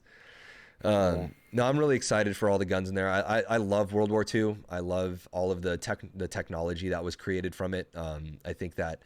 Me too, but like fucking. Oh man, I just can't. Like when I see, like I said to you earlier, the M1 Garand, for example. That's triggering the fuck out of you, bro. Like I've heard. Mate, honestly, I saw that shit. I saw the trailer and that, and I saw the stuff online. I was like, literally, like, angry. Well, I had to go read. I had to go read one of like, my Waffen SS like You had to go War read a Dogs, history book just to get your brain back in the right spot. Yeah, there's a lot of fantasy with Call of Duty too, of course, but I mean that's just part of how they like the game, the way that it operates. They need to balance it to make it a video game rather than like a historically accurate movie kind of thing. So like, I get it, but I feel like they could have went with like just like I don't know, like something else that like looks more relevant, like that comes off the top, like a top feeder, like just a really long clip, something goofy. Even if it's goofy, at least it would be more historically accurate. But yeah, because of weapon balancing, they have to have like 30 round mags for guns and shit like that for, you know, builds. But me personally, my favorite thing to do in that game is sniping. I go for really, really long distance kills. For whatever reason, I love going I for remember that quad bike kill you did off the skyscraper. that's okay. That was more of a trick shot, but yeah, I think that was like 150, 200 meters. But for those of you that don't know what he's talking about, dropping, I played all that Battlefield and stuff, and I was so shit at predicting bullet drop. Like, what is a bullet drop actually like? How do you get good with the snipers? So here's the deal. Each sniper has a different caliber round and a different bullet velocity that you can augment based on what you put onto the gun. So something like a ZRG or an HDR are going to have the fastest bullet velocity. So I use those. Yeah, 20 millimeter. Yeah, it's huge. Yeah, huge fucking bullet. It's like a 50 cal. The Swiss is broken. Yeah, well, it is, but it isn't. And let me explain why. The Swiss has just a lot of more actual real life bullet drop to it. For instance, like a 308 round. If I take a Winchester Model 70 and I go iron sight that fucker out at something, 300 yards, I'm only going to get an inch drop off of like something. Well, as long as it's not warped and it's, you know, not, you know, whatever. But you'll only get an inch drop from where you're aiming at 300 yards. So that's what I hate about these things though, because the bullet drop, like if I'm using that fucking Deagle, Desert Eagle, what was that 50 AE? Mm-hmm. Like, fucking, I have to like aim up here when the guy's like 100 meters away. It's like the reason they do that is for game balance. That was only like realistically, yeah, it would be pretty fucked up, but like because that gun would be on point, but because of its rate of fire, Call of Duty, the visual recoil on the Deagle is just that. It still goes dead center. So like in real life, you can't like, I don't even think Jerry Mikulek would be able to handle something like that. Like for, you know, so they put these things in there to kind of balance it out. But, I do think they never put the 44 Magnum Auto Mag in any of these games. Man, It's a cool gun, isn't it? Like it's that thing just rips people apart if you were to fucking actually use it in that game. So like, as much as I want it in there, like thinking about it, I was like, man, the TTK on that thing would be way too fast. Like it would be so, like you would have to have a dismemberment effect built onto it. Like you, there would be all kinds of crazy shit. I wanted to play Insurgency with me and I know, Biggs. I'm so broke, dude. Like honestly, I'll be honest with you guys. Like I got my car hit like by some fucking shitter little 18-year-old in a Mercedes who drove off. I had to pay out of pocket. Like I've been fucking struggling. Like it is rough. You find out where he lived yet? What? You find out where he lived in the end? Yeah, well, I'm gonna live. Yeah, fuck, man. Like. You said did you find out where the guy lived? Oh no, dude. Like I was in a coffee shop at my favorite coffee place. Love this place. And as I'm ordering the food, all I hear outside is and I'm like, what the fuck? So like me and the guy go running outside. You know, it's like 50 feet to get to the door. So by the time I get out there, this little shit is like turning like this onto a right. And all I saw, like, I didn't see the plate because the car was in an angle, but I saw it was like some little fucking Zoomer with one of those fucking, you know, haircuts that looks like a mop, like driving off in a Mercedes. And like, I go up to my car. He drove up onto my fucking wheel. He drove up on it. Like back, like he was trying to parallel park and like drove up onto my fucking car and then just drove off. So like I had to pay out of pocket that, but I swear, like I'm getting paid in a few days. I got all my bills paid. I had to take out some loans in order to pay for my bills recently. So I've been paying those off and all this shit. But yeah, I've been, like I said, I've been playing Rust. I've been playing all these other games off stream. I need to like mentally get myself back together because I've been grinding way too much Call of Duty, way too much Halo, like these last 2 years. Like I need to just be a gamer again in some regard. So I'm down, bro. Like once I swear I get paid on the 10th. So 4 days from now, I'll have money to buy it. But yeah, I got to save my last $70 right now for food. So there's that, food and gas. As long as I can get to work, I'm all good. But yeah, I watched those streams with that game, and they're incredible. You know, it's really fucking good stuff. It's super hyper realistic. The way that things are tactically played is what I crave from a lot of these games. You know, too many times what we see now is a lot of the game modes that we play are dumbed down for players. Like they're you know, like we were talking earlier with the weapon timings being on the fucking maps in Halo Infinite. You know, like we have these timers doing all the work for people. We have you know what? I think one of the reasons why they actually do that is because they can't design good maps. So what they do is they put these timers up to create action in a certain part of the map. Yeah, to make artificial heat spots instead of naturally formed ones based on angles. That's what I like so much about Fritzer. And I can't remember the old dev that did Halo 2, but he was a fucking master of the angle craft. Like it was insane. Like there was like he went to fucking school for it, you know. Like, but one note on Halo Infinite. Now that we're talking about that, is it just me or does it seem like every fucking close range fight ends in a trade? Yeah. Yeah, I feel like a very Halo 3-esque, and Yeah, I agree with you, but I think a lot of time when it should be a trade, but it ain't a trade as well. here's what I mean by it. Two people do the AR rush. Should be like a Jordan beat down, but I don't know. Here's my thoughts on it. People that have seen my old videos and tip videos and shit know that Halo 2 is one of the most tech in terms of close range combat because of the capability of missing. Now, I've done video demonstrations with this, but in Halo 2, if someone's crouched in front of you and you're looking at where their head would be and you melee, you will miss. It will whiff, it'll hit the air. In Halo 3 and above, in all Halo titles, after Halo 2, if you're aiming at where their head would be while they're crouched, hands off the right joystick, you hit the melee button, your aim will actually correct for you and lead to that player. It is a form of aim assist that's inspired by Call of Duty for their melee system that has tracking onto the target. And I think that it's causing a lot of unnecessary trades in close range combat for players that I know weren't aiming at me. So I feel like if they lowered the aim assist from melees, the close range fights that we see right now would resemble a lot more like Halo 2, and the comp scene, as well as the general feel of the game, would automatically, because there's only 3 ways to fucking kill, right? You got melees, grenades, and shots, right? Grenades and shots, I don't really have a problem with, but melees have always been a problem in Halo for a long, long time, starting with 3 from the trades. On land, it doesn't happen as much, but online, like, it happens too far often. So the only way to really mitigate it is to change the game itself and taking away aim assist from players. Halo 1 is the most skilled melee system in Halo, in my opinion, because not only do you not get a lunge, but you also don't get aim assist with it. So like you have to be on target to hit that like pop pop with the grenade. You know what I mean? Like you have to know the physics of movement and everything in the game. You don't get any assistance. Now, well, as again, like devil's advocate, I know it's a bad point to say, but you know, with Halo 2 system, if you knew the intricacies of it, like the geometry as well, how high up you are, where you are, like to me that added so much more to the melee system because obviously it's not just BXB. I mean, it's janky, but there's so much to it. As in, like you know, if you come from above someone at a certain angle, you know, if you know the game, you know it's not going to hit. It's going to whiff. Like, Yep. Even though it's janky, I think it has a lot of knowledge to it. And to me, I never liked Halo 1's melee system ever. I hated it.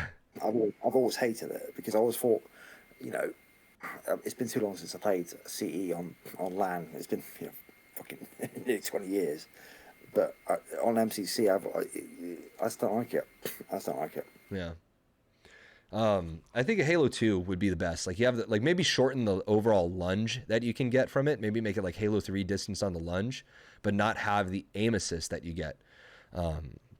Because like when I'm looking at everything, like if 2 people are running at each other and like if I jump and I look down and melee somebody and they're looking straight like at my chest, they should miss and I should be able to get like a head just like in Halo 2. The close range combat system with regards to damage as well, I think 3 melees should be in Halo Infinite. Call me crazy, but I think 2 melees is just too, I don't want to call it brain dead, but it adds too much dependency in close range fights. I feel like a lot of people end up just going in for the trade rather than going in for like a strafe fight. Because if you know that the melee isn't going to do as much damage, like in Halo 2, you had to BXB with a shot as well. It was standard 3. See, my argument to that would be that positioning, but then I counter my own argument with like they've got fucking sprint. So, you know, I'm kind of with you on that. Yeah. I don't know. Do you think momentum should affect melee damage though?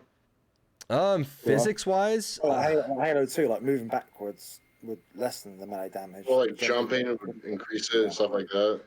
I think I'd have to think about that a little bit more in terms of overall balance instead of off the top of my head, but I know for a fact that the physics of the lunges should be affected by that.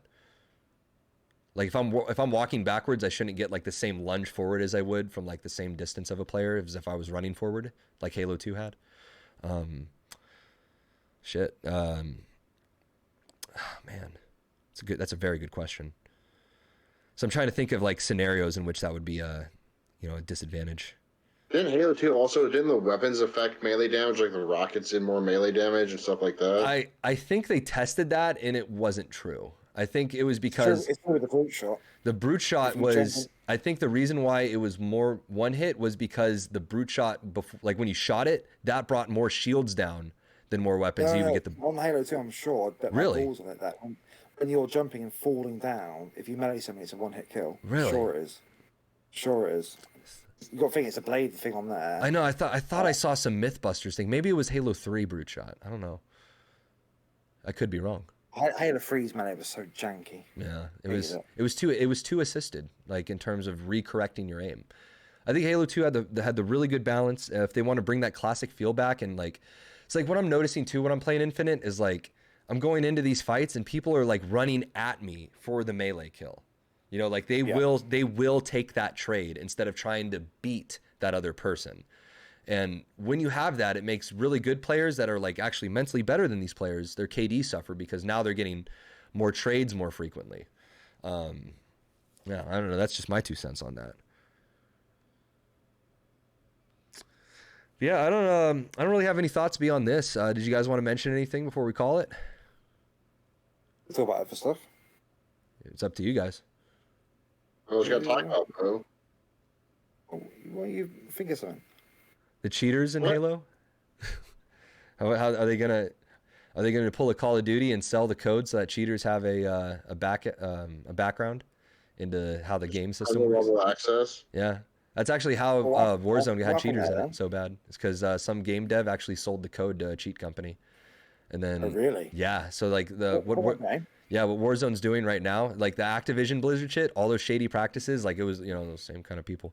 But since they purged them out, now that whole like Ricochet anti-cheat, they're trying to like, undo all that stuff. And that's why they redesigned the whole game essentially was because of that source code being compromised from sale.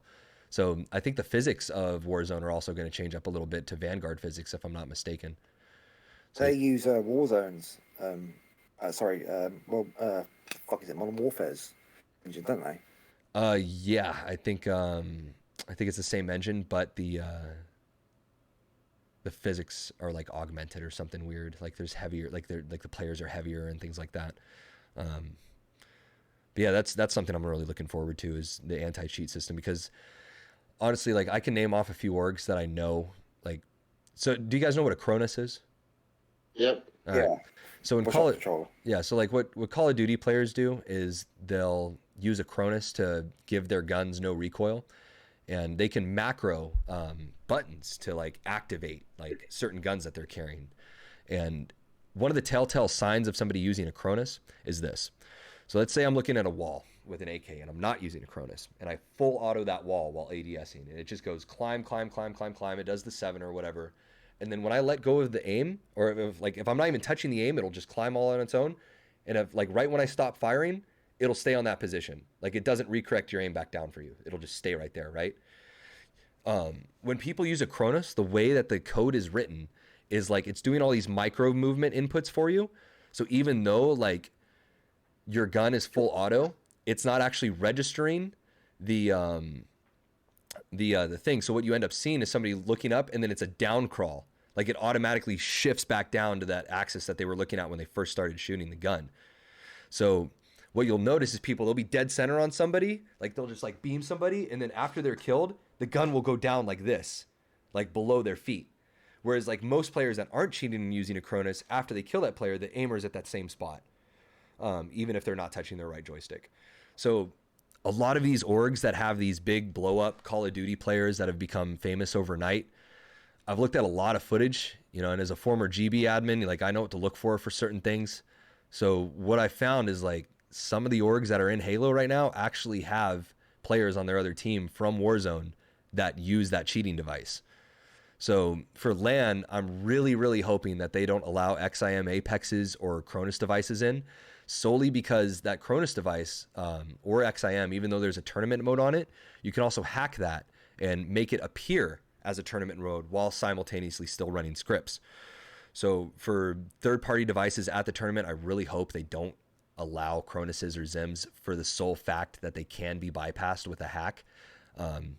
If you want, like, a lot of the players, like their argument was like, oh, I play with a PlayStation 4 controller on Xbox, blah, blah, blah. And it's like, well, I'm sorry, bro, but due to fucking, the risk of this item producing a conflict, like you got to play Halo on an Xbox controller. That was that Smash Melee tournament where the guy, they play it on a modded Wii, don't they, a lot of the time? Yeah. He picked that Pichu, which is the worst character, and he modded his own fucking thing. Yep. And he was beating everybody. Yep. Yeah. That's why they don't allow. Who was that Indian player on Counter-Strike? That was on. I think they were on Optic. Forsaken on Optic India. They got him caught. Like that was like, bro, that was the most obvious I've ever seen too. His snaps to like people through the walls and shit. I'm like, bro, come on. Yeah, inhuman. So there's that. But a lot of the cheats with macros and stuff. Like, what I really don't understand is like, so I did some research, right? After I looked up the Warzone stuff, I'm like, I wonder if people do it on fucking Halo. And then sure enough, like Cronus offers scripts for button combos on Halo. And I'm like, how fucking smooth brain, like, are you to need a fucking script for a BXB? Like, come on, man. Like that, like we gotta, I don't know. It's just zero frame YY would be nice though. Or fuck. Zero frame. But that's actually, one of the reasons why I use my hand cam on stream is because, I want people to know, like, hey, there's still people out here that grind this shit like Shook One, like, in the adrenaline that I got, like, bro, like I clipped a single like LBR on somebody with a zero frame, and like I was never so excited in my life. I was like, holy fuck, like, and like, oh, dude, there's something about when you're playing bumper jumper that when you're reload, like, it's so close to the YY, and it just feels so natural to do that flick, like that spacing, like you can pull it off so fast. Like, I don't know what it is, but it's like, it feels more natural than going from X to Y. Cause like you can just bend the top like this and hit both buttons instead of like sliding it. I don't know if that makes sense compared to hitting X for reload, but fuck, that's. The jump is the best way to core, in my opinion, on Halo too. Yeah. Best way. Yeah, I agree. My buddy LD50, he's really good at the game. He plays on like Legacy Southpaw or some shit with the old school. That's like GoldenEye. Yeah, GoldenEye settings and shit, bro. It's insane, but he doesn't miss, bro. I'm gonna smoke again, but keep talking. I'm gonna come back and we'll talk about films or some shit. Okay. Biggs, can you give a little commentary? I'm gonna grab a snack real quick too. Biggs, you gonna touch yourself on stream? Oh, fuck off, bro. I'm gonna grab food. Right back.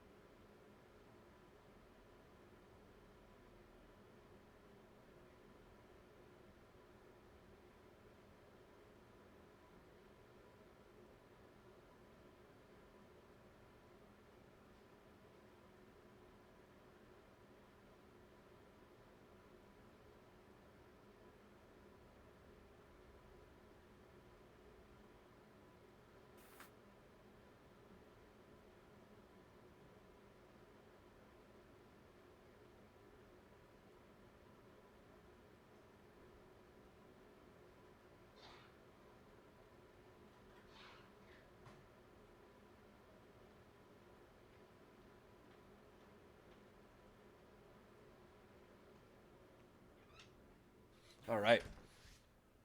So I'm back. I've got my nanner and my yogurt.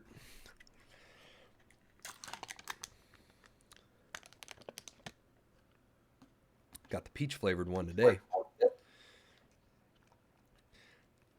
So, what I was noticing with Halo Championship Series broadcast, the commentators were great. I liked the breakdowns of plays and how they did things. It would be awesome to have some more energy, possibly from when people make big plays. A lot of the times I found myself yelling louder than the commentators when I saw a cool play on the TV. But the spectator mode definitely has to be fixed in this game. The LAN center that I work at, we have everything set up there with captures and all kinds of stuff.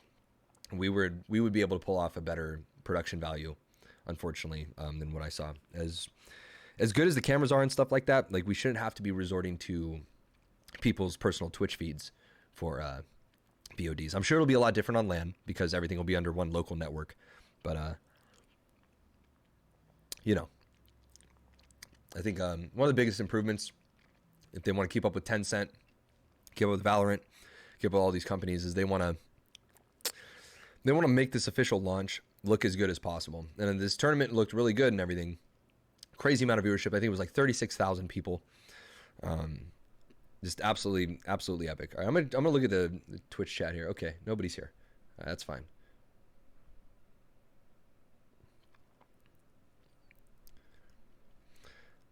So the newest game that's coming out is going to be, I think it's Free for All, and then we have a bunch of games like Action Sack and stuff being postulated. I'm going to be playing a lot more Free for All on Halo Infinite, especially if there's the ranking system like we were talking about earlier, 1 through 50. If not, it would. I'll probably still play like social Free for All if they have that, just to grind the game out, understand the mechanics, understand the timing, the changes, all the stuff, just to be on top of everything for you guys for this podcast each week. Weapon skins, I think that we're going to see a lot of classic teams come back. So if you're a fan of Carbon or Final Boss or any of those, you'd probably see a resurgence in all of these old school. What you got there? What you sipping? Ginger beer, dude. Hell yeah. That's what I thought that top was. That's delicious. Dude, I just want to see a fucking straight ripping skin. Right? Like they had it on some of the old Halo 5 skins and shit. I don't see why they wouldn't want to do it on this one too. Yeah, we have all these players. We have classic skins. I would love to see straight ripping, maybe even the Dream Team, some old school stuff, like some real old school stuff. Dude, when you're talking about the Australian team signing with like who, or some team signing like Exit, I kept thinking of Exit Wounds every time. Exit Wounds, man, that was Zyos's. That team was really good back in H3. That was Zyos's creation after H2. What else we got? We got what other skins would we want to see? Probably like if they did game crossovers. Instinct. Instinct would be sick. I have this old hat somewhere in storage, but it was this old Flex Fit hat that had like straight ripping, Final Boss, like TD, fucking all of the teams like were like printed all over the top of it. And I believe the hype's still around, I think. Believe the hype. Yep. That's man, I remember seeing them for the first time live when I was like at 08 San Diego, and they were running those pool plays. Yeah, it was really crazy watching all my favorite pro players in person play. It was very very humbling. I have a picture somewhere of me doing a coaching session with Final Boss when they were scrimming against, I think it was either Triggers Down on the other side. Or no, I think it was Instinct. Yeah, no. It was Triggers Down. This shirt. Oh, nice. No way. Look at that. Hold on. Bring it up to the camera. I'm going to make your thing big here. Oh, my God. Where did you score that? I think I got it from UGC when they were selling shit. Holy shit. That is wet. Yeah. That's incredible. That's probably the best shirt I've seen in a few months. What are you eating, dude? I just got some yogurt and a banana, a little light snack before I go eat some pot roast for dinner.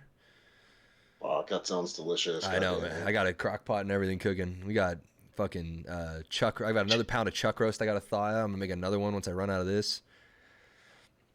Oh yeah, I eat very good. I eat very good things. I buy the eggs that are like all fucking orange and shit too, because like my philosophy, like you're gonna eat something every day, might as well be fucking good, you know. Yeah, eat organic shit. Yeah, it's so God, my brain just works better too when I eat like that. Like I'll have cheat meals and shit. Like I'll go out to fucking, I don't know if you have them. Where are you from again? What state? Alaska. Alaska. Oh, fuck, there ain't no way they have a Gym Boys up there, huh? What the fuck's that? No Gym Boys. Oh no. I So know what that is. it is this bomb like American Mexican food. It's American style Mexican food, but what they do is they have like their taco shells are like made with like sprinkled fucking cheddar cheese and shit. So it's like the shell itself is powdered cheese with like the greasiest fucking fattest like fucking taco you've ever had, bro. Like you take a bite into it, it's just dripping. And Jesus. yeah, they have this tacos. They're mostly known for like their taco sauce that you put it on it.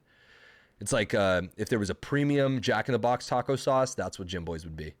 We don't have Jack in the Box up here either. You have Jack? Damn. You got to at least have McDonald's though, right? Yeah, we don't have Chick-fil-A though. You have Chick-fil-A? It's Nope. like one Chuck E. No? Cheese with a wrap. We just got Dunkin' Donuts like a year ago. Damn. American runs on Dunkin', baby. No, but we were talking about our favorite foods and shit. Bo just likes fucking bangers and mash, dude. What's it? You like fish and chips over there, right? The food here is shit. You ever had sockeye salmon though? Yeah. Well, you Sockeye obviously salmon you're up in sucks. Alaska. I'm asking Bo. Nah, I don't eat fish. I don't like them. Really? As a Brit? Well, I guess you're more Italian though, so I guess whatever. I like fish and chips when they're battered, but I don't like how they look. Their faces. So I can't fucking. You don't eat the face. Yeah, you chop off the shit, meat. Oh man, what else? Fuck, I remember the MLG events. We used to like everybody would go over to Subway because it was right across the street, and like the people that were in there were just so fucking dumbfounded. They're like, "Why are you guys all wearing jerseys?" They're Jared at Subway. They what? That was fuck. Jared, the pedo? Yeah, but Oh, his best he's a friend? pedophile. Yeah, Jared's a pedophile. I think he got beat up in prison or some shit. Fucking hell, he looks like one. I mean, how did they not see that coming? Come on, man. Well, I mean, you look like one, Bo. Oh, His mustache. the Yeah, mustache. You're making me want to grow mine back out now, man. I think I might just clean shave up the rest and keep that. Look like old 1910 bodybuilder. But fuck. What I wanted to mention earlier with Halo's melee system, I think it should be a lot like boxing. I feel like there's no slip. You know what I mean? Like you can't fucking dodge like melees anymore because like how it's like. That's why Halo 2's system's the best because you can duck BX. You can slips, yeah. Them. You can fucking do what X does and do the phase cancel through somebody. You can literally lunge through and be on their six. I'll argue anyone to death that Halo 2's melee system. People say it's the shittest one, but I think it's the best one. Yeah, it's only shit because they haven't fully decoded it themselves yet. Once you fully decode and understand the intricacies of it, it becomes like a fucking magical wonderland. You start seeing things like running P2, like head bouncing and then fucking crouch BXRing somebody, like going left while they're coming. Oh, bro. It's like when you're playing good people fucking on midship and shit, when they're coming up when the fucking bottom of the base, they'll know where to move, so you're jumping up to go down to melee, they know where to move, so they know it's going to whiff. Yep. I do all kinds of fucking, like I started doing some, what? I was asking Bo if he's drinking tea. What is that? What you got? Carry on anyway. All right, so we got, what was I going to say? So bottom midship, fun fact, you guys want some nerdy shit that I've been doing that's been actually working well and I've been getting praise for it. When you're running up Eli ramp right there, look up at the fucking ceiling and toss 2 grenades off as you're running up. Because most people are going to fucking ego chow you on that corner right there. And if you bounce it off, what? Which map? Midship. Oh. Yeah, so if you're coming up, like you know where the Eli ledge is right there. Or, You look up and you bounce nades off of the ceiling that lead into top base. You nade that'll allow you not only to have like aggressive damage on the person right there, but you can start making your way up to P2 because that second grenade is going to give you a little bit of buffer room to get that speed to get out of the open. So like Oh man, that's the beauty of Halo 2. A lot of people don't understand is like 20 years later, 15 years later, there's still shit coming out that people are learning. Like, bro, when you did that ghost jump and BXR'd that guy in on Warlock, Jesus fuck. Like I've always known that jump existed, but I've only seen it jump up onto the plat. I've never seen anybody go up and fucking slap somebody in the mouth with a button combo top mid. We were playing 2v2s for so long, so I wanted to get a ghost jump up onto the ledge and get a triple. Oh, that's insanity. Yeah. Dude, I don't know how you're trying that with you, bro. But bro, like you've hit, like why do you need that clip, bro? You hit a fucking parabolic nade spawn fucking kill, like bro, you were on top BR of like I think like fucking yellow or something. You just like lob it up and like it comes down right as I think like Joey spawns and you just hit him with a shot. I was like, Jesus. Yeah, that was on Joey or Ernest. I remember that. I was like, holy fuck. I was like, god damn, bro. It's better than Fury on shit. Tombstone with your brute shot kill, where you shot them all up in the air and you baited that guy to come get it. Oh yeah, I remember that one. Yeah. Who edited that? I think Wonderland, I think. Dude, see, this is what I'm talking about, man. There's so much, and I know you already have a million ideas in your head for Infinite. You've got a few, yeah. I wrote them down already. Yeah, so it's I need to spend some more time with it, but I'm not going to play the game. I haven't been playing it at all because, for one, playing it at 30 frames is. I don't mind playing games at 30 frames, but like I said, I'm fucking sure the sniper hit reg is tied to that. I'm sure it is. Yeah, it has to be because like when I play 144 at work and I do the lightnings, like I'm connecting. Because like you and I both said, we know the muscle memory. I know it should connect in my brain. Yep. I don't. Yep. Like even some clips I've posted too recently of like on Big Team when I happen to get it, like that won't hit when I'm on console for sure. That's the thing. I don't understand why so many of the maps don't have snipers on them. Why? Yeah. I think that like I said, they're trying to have their new guns be the forefront. Maybe with more community feedback, like if we keep saying like, hey, just don't get rid of all the Covenant or all the banished weapons, but like put this one on it maybe. Some of the new guns are cool, like the Heatwave. I think it's awesome. Yeah, a sniper or something. I like the Disruptor a lot. Honestly, I don't know if you guys have used it. That fucking little pistol. Yeah, I kill both out all the time. Dude, it is like on teams especially. Like if you're trying to hit a flank and someone's trying to team shot you and you're peek shotting a corner, they're fucked because it chains onto them and just does double damage. Then you pop out. Oh, another fucking button combo. It's like a shock thing. Yeah, it's shock. And the more you hit them with it, like they'll actually die. So I think it's like if you get like 4 of them when there are no shields on the guy, like it'll tick and he'll die eventually. But button combo, new button combo. Forgot to mention earlier, when you're shooting somebody, instead of switching weapons, if you drop your weapon, it switches to your other gun faster than Y. Yeah, I saw that on Twitter earlier today. Yeah. There's this guy that had like the Mangler and a BR and was just fucking comboing people like boom, boom, boom, nonstop. Like they were on Livewire. Yeah, on Livewire. So like I'll give you like let's say that this is the wall right here, right? Like they're trying to jump through the air and get behind this wall right here. This weapon switch was so fast that he was able to hit him with the thing, switch guns after the drop, and finish him before he even got close to the corner of that wall mid jump. So like it's very viable. A lot of people I think are going to start binding it to certain buttons. If I was to do it, I would probably put it on my unused one on the back right here. So I've got crouch, jump, and then of course YY for lightnings. But if I could put the drop mechanic on that top right one, I think that would be very viable in esports, especially too. Just get a faster team shot out. So yeah, the Disruptor I think has got a lot of potential. I wish it was in Big Team because I'd be able to hit Jaros way easier.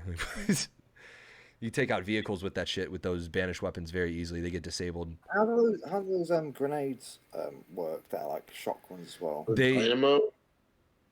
Yeah, like the shock grenades that like electricity or whatever. Yeah, they chain off of people just like the guns, but they also deplete shields, I think, faster than plasma, if I'm not mistaken. So it's really good for AoE plasma. Kind of, it doesn't kill, but it definitely does enough AoE, which I think that's a great. I think the electricity is a great addition. It's a lot better than the light rifle and stuff compared to Halo 4, in my opinion. I think Joseph Staten might have come up with that idea. It looks very classic Halo to me. something I could see in an That's earlier game. What's it? The shock rifle. Yeah, that one's like a headshot machine. If you start in the chest and you let it kick up, it'll usually give you a perfect. Nice, man.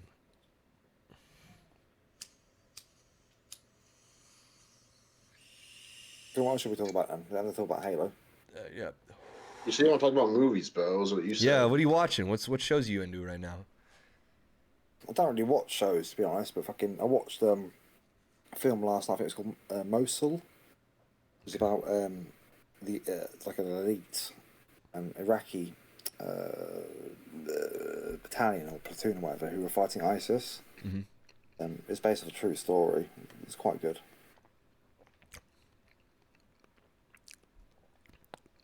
Now is that like Spec Ops shit when they're doing like dropping out of helicopters and stuff, or is it more like covert, like kind of espionage? It was more like guerrilla stuff because they're from Iraq, obviously. Mm-hmm. You know, so they were hunting ISIS members because they had bad stuff happen to their family from them. Mm-hmm. It was quite good. Hell yeah. What's it on? Want to watch fucking... what's that again, Big? Sorry? What's it on? Like Netflix or what? Yeah, I watch it on Netflix, yeah. Fuck yeah. No, I think we should get like a... I don't know.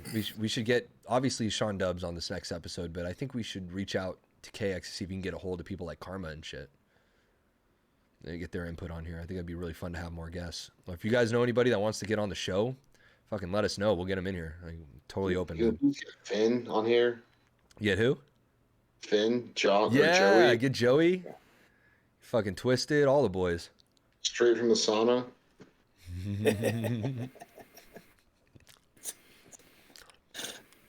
Don't tell me you guys are hating on the sauna, though. No, just we always tell Finn he's playing Xbox in a sauna. Yeah, man, that shit's really good for you. I don't know if you guys listen to Joe Rogan and stuff like that, but I used to like that guy, but fucking... Yeah. I like him for the workout advice and all that, you know, but... He just had one of my favorite YouTubers on there. Yeah, more plates, more dates. Yeah, more Blakes, more strafes. Let's go! No. More Blakes, more strafes.com. Like, fucking, I don't like it, man.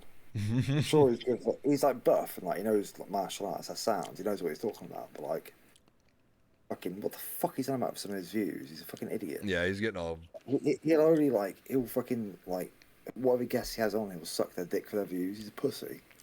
One minute he's a liberal, one minute he's a fucking like far right conservative. It's like fuck off, man. Kind of amorphous. Defense. I missed him back when he was just like hardcore libertarian, when he was just like dead set on that. And now it's like he just fluctuates. Libertarians are alright. I don't mind them. They're right. Wait, what's up? I don't mind libertarians. They're alright. Yeah. But what was I gonna say? His the stuff on the sauna decreases all-time mortality by like 60%. Crazy shit like that. Like, why do you want to live longer, dude? So I can hit more shots, Cad. Dude, you still won't go fucking carry anytime soon then, dude. I honestly feel like we're gonna live to like 120, 140 with all the science tech that's gonna be coming out. Yeah, but that we plus I like, you know, we're cyborgs already because you got people with fake hearts and shit. No. But to me, I don't want to fucking live that long. Fuck that. It's not being human. I don't want that shit in my body, man. Why not? Yeah. Because fucking I want to be Master Chief. I want to be uploaded to the fucking cybernet. Just live. Dude, imagine like you know, you can put your brain, your consciousness into a fucking machine, and then you could just like live.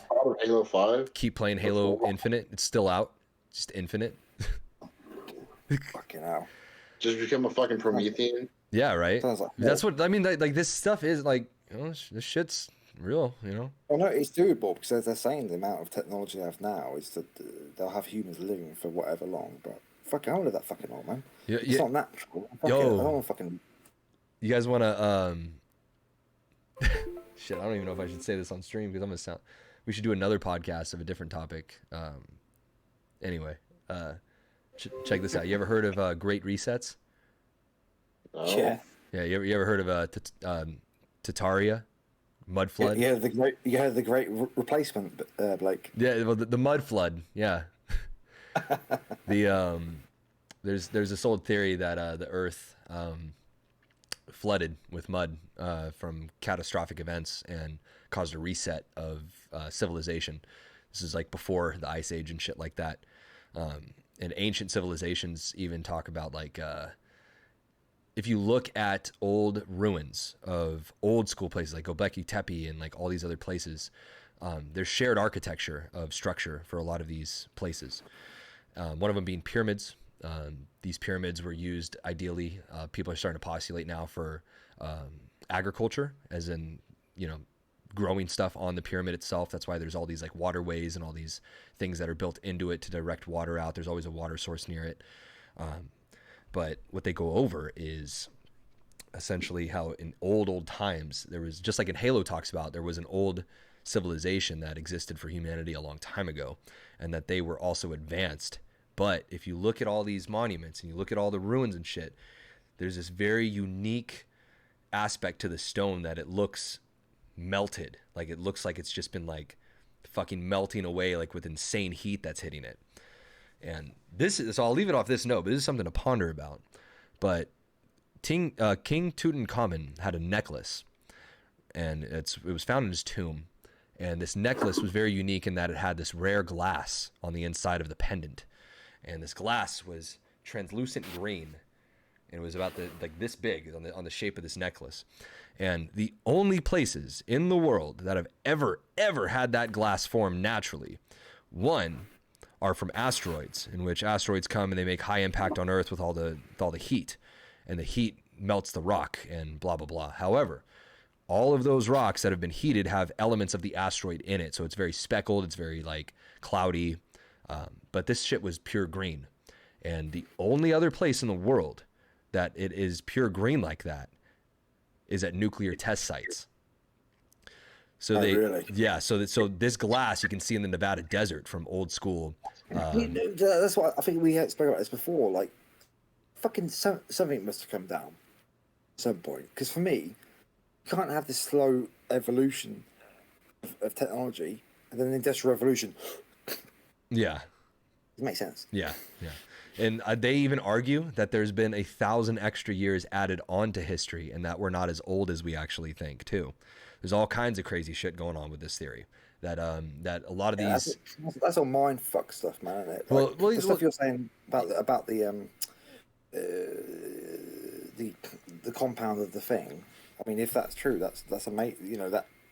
Well, yeah, and then if you look at all these ruins and they all have these similar melted aspects to them, it begs the question: was there possibly ancient civilizations that were thriving, and then there was nuclear fucking had, drawings on their stuff about spacemen? Yeah, the Bhagavad Gita, as well as the writings of the Aryan texts in India, also talk about old school like flying saucers and nuclear bombs.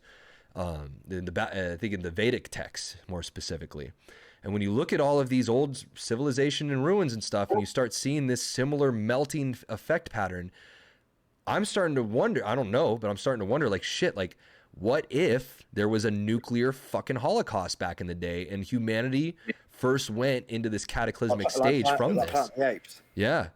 You know, like, what if, you know, a few dozen thousand years ago, that humanity was already existing, or maybe it wasn't even humanity. It could have been some other species, who knows? But humanity for sure has rebuilt a lot of their structures on these old structures. Like, look at the Sphinx, a really good example of that.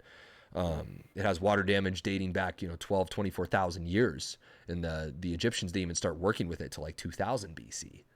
So, all these melted structures and all these rebuilt structures, you'll see at Göbekli Tepe that they actually put bigger stones over bricks. Like, there's bricks in the foundation of these things, and it's like bricks like are a very modern like construction material, and you see these more primitive cultures with all of these fancy. What do you think about this? How it ties into what you're saying, where Egypt's got the pyramids that line up with the stars. Yeah, that's intentional, and they're facing the cardinal directions as well. In China from the same era. Those are actually older than Egypt. Those are older than fucking Egypt, way. and the Chinese government is actually putting trees on top of those things to prevent satellite imagery from letting people discover them. They want to essentially have their own history for their land. Like it's, you know, they're all about political censorship. Chinese. Yeah, Chinese pyramids. The mummies in there are actually blonde hair and blue eyed too. Fun fact, or red haired in some cases as well. One of the things about Egyptian storytelling, if you know your Egyptian, okay. So I go to the Rosicrucian Museum in Santa Cruz all the time, or San Jose, excuse me. I like how they used to bury the pharaohs with their servants and stuff. I think that's fucking hilarious. Like, yeah, well, you know, the servants would die and they would go in there with them. Yeah, like, well, yeah. If I was a pharaoh, I want that too. Yeah, so yeah, they're buried with a lot of things. It's actually the tradition comes from up north and North Europe and shit too. And the reason I say that is hear me out on this. So, as a Scot, you know, I've done some research on this shit, and Scotland is actually founded in the old lore. If you look into it, like real deep. Hallows Eve and all that, yeah. Well, that's that. But hear me out on this. Akhenaten was one of the Egyptian pharaohs that had a few daughters. He was the one that introduced monotheism with the sun and all that things to Egypt, mathematics, all kinds of different shit. Part of the Hyksos, they were driven out of Egypt during rebellions, and they had to relocate. Now, Bo, I'm going to ask you about this. You might know a little bit about this since you're in England there. But are you familiar with the Stone of Destiny?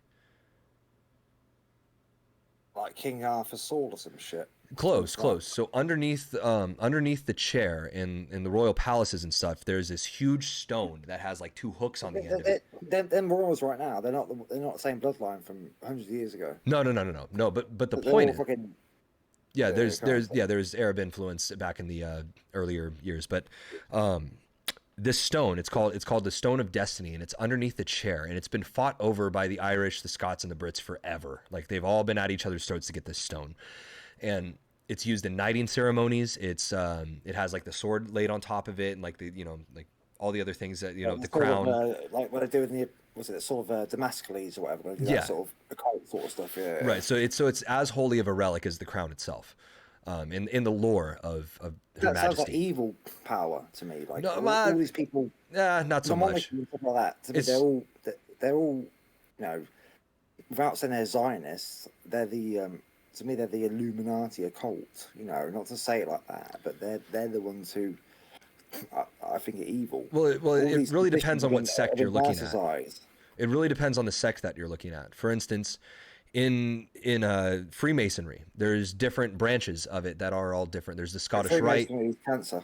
Yeah, well, but hear me out. So there's the Scottish Rite, there's the Shriners, and then there's like the English division, and they're all very different from each other in the way that they operate. Like I can almost guarantee you that the Bank of England, that's the one that you're talking about is evil. But then there's like the people that study the same shit. There's also divisions of their religion that are like Shriners, where they do like kids hospitals and they do like actual humanitarian services. And I mean, like Jimmy Savile used to run marathons for kids, but he turned out to be, like, dude, don't even get started on Jimmy Savile, that pedo motherfucker, dude. That guy was. You know what I mean, though, to me, like all these Masons. I mean, Hitler didn't like the Masons, for example. Like, Freemasonry became differential. Like there was actually a point, and when Freemasonry is like fucking nepotism. It's like Jewish nepotism, but for people who aren't Jews. Yeah, well, they actually study a lot of the same things as Kabbalah. One of the differentiating aspects of let's say Freemasonry is that in the previous times, like on my tattoo here, like I have a tree of life that most people would call Hebrew on my arm. Rune it. But if you look close enough, I don't have Hebrew symbols on it. I have planetary symbols on it. So my family on the Scottish side, they were all heavily involved in occultism and all those things. Like were they pagans back at that point? Back and if you translate my history back far enough, yeah, they go to that to the Norse paganism and things like that. Pagans are good. But the point is that these organizations have actually been hijacked by international. Globalists. Yeah, so they've changed the symbology, they've changed the philosophy of it to match the. You get where I'm going with it. People can do their own research, but the way that the the Egyptians back then, to finish that story about Akhenaten, the daughters and them were exiled out of Egypt, and that stone, the Stone of Destiny, was taken from one of his daughter's grave sites, who was actually the founder of Scotland. Her name was, her dad's name, I believe, was Goidel Glass, who was involved with the Tower of Babel. And then when the confusion of tongues hit and all this stuff, the tribes all became separated out there, just like how you hear about, like, there's the English and then there's the Romans, there's all these other blah, blah, blah. The daughter Scotta went and founded Scotland as one of the Egyptian royalties. You're talking about that. Let me ask you a question. Do you think that church should be separated from state? I personally, I've gone to the opinion now that I don't think it should be separated. What do you guys think? Yeah, it should. Which church? Which church? I think religion and politics should be separate, honestly. Catholic. I mean, I'm Catholic, so that's why I believe. Yeah, so when you say that you're Catholic, and here's the interesting thing about the reason that it can't ever be separated, and it always has been together, is because Roman law is actually the foundation of all legal systems. So technically, I'm Roman Catholic, and I'm half Italian. Look at his fucking nose. You know? So historically, like when you look at things all the way back to Samaria and things like that, the original foundation for all of these laws was based off of theism and the right to rule through theism, which is what made the axiom for these things. You know your history and stuff, but you can't tell me now, like, for example, like in England, right, or in America, if you fucking separate church from state, look what happens. Look at my country now. There's no guideline of morality. The guidelines to live life. Now everybody's a fucking atheist and doing degenerate shit. It's disgusting. The only danger I have is that a lot of religions I don't agree with their general morality. So I wouldn't want them getting into any type of position of power. Yeah, but here's the thing. Would you prefer, in my country, I prefer Catholic power than Muslim power, which is the majority. Well, the legal system, if you really break everything down, America is still a colony of the Roman Empire. The Roman Empire never fell. If you really want to get into some really detailed shit, like where social security numbers and shit come from, like the Roman Catholic Church still rules over all. Like they have this thing called eminent domain over the souls. And that, like, if you break down old history, like the Roman Catholic ship's declaration of ownership of souls on the planet is what led to the enforcement of the idea of a state. So those that know the Roman Empire, they know that it first started off as a monarchy and then became a republic, but it still was based off the monarchy. Blake, do you believe in separating church and state? I don't think that it's separated is my answer. Biggs, tell me why you don't like it. Because I think religion poisons everything, honestly. It's because it's too dogmatic. Yeah, but look at your country at the moment, mate. We got fucking all these fucking Tommy scum running around doing all this. Doesn't mean I'm happy about it. Yeah, but isn't, like, if you go back to like old school Catholicism, is what I've been going to church for recently, is like these people will fucking burn. You go hardcore, like crusade shit, man. I went to Catholic school too, so yeah, well aware. You got hatred as well, though. To fucking accept a doctrine that fucking hates this shit. Yeah. I think that the most effective form of government is one that is absent of foreign influence. And so when we have groups that are like, it's not Blake. It's they not infiltrate. It's ethnicity. It's ethnicity. Hold on a sec.